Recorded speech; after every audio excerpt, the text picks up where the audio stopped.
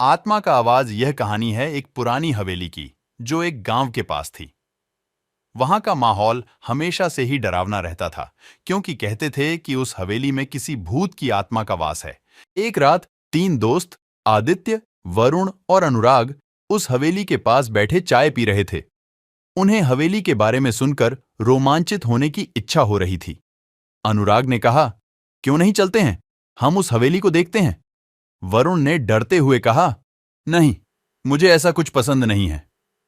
लेकिन आदित्य के तेवर में एक अजीब सी उम्मीद थी। ठीक है, चलो हम वहां चलते हैं। तीनों दोस्त उस हवेली की ओर बढ़ने लगे। जब वे वहां पहुंचे तो वे देखा कि हवेली बिल्कुल खाली है। उसका माहौल डरावना और चुपचाप हो गया था। अनुराग ने डरकर कहा, मुझे यहां से निकलना चाहिए। लेकिन आदित्य ने उन्हें रोका, कुछ नहीं होगा, यहां सिर्फ हम तीनों हैं। तभी एक अजीब सी आवाज सुनाई दी, कौन है? तीनों का दिल धड़कने लगा। वे घबराए, लेकिन उन्होंने उस आवाज का जवाब दिया, हम लोग हैं। फिर से वह आवाज आई, मेरे घर में क्या कर रहे हो?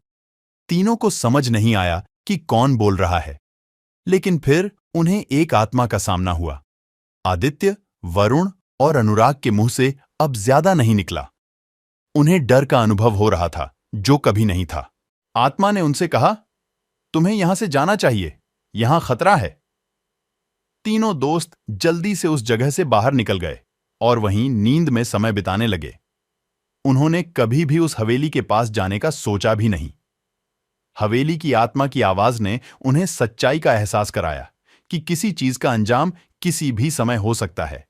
उन्होंने समझा कि डरावनी कहानियों में कुछ सच्चाई हो सकती है और कभी-कभी हमें उन्हें समझना चाहिए।